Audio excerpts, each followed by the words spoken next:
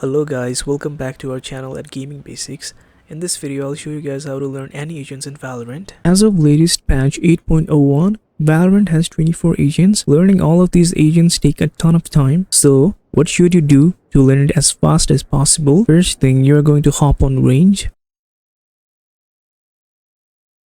After that, you can select any agent you want to learn.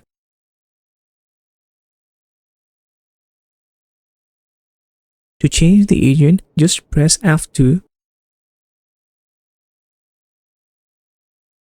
After you select an agent, press and hold F1 key to show the agent's abilities. Take your time and read this properly. Once you have completed that, you can proceed to do some actions and understand its utility by trying it out. Decoy. Time to jump.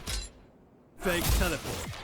Time to Similarly, you can do this with all the agents and learn the abilities in no time. I hope this helps you to enjoy Valorant more. Thank you for watching the video. To see more content like this, do subscribe to our channel and ring the bell icon.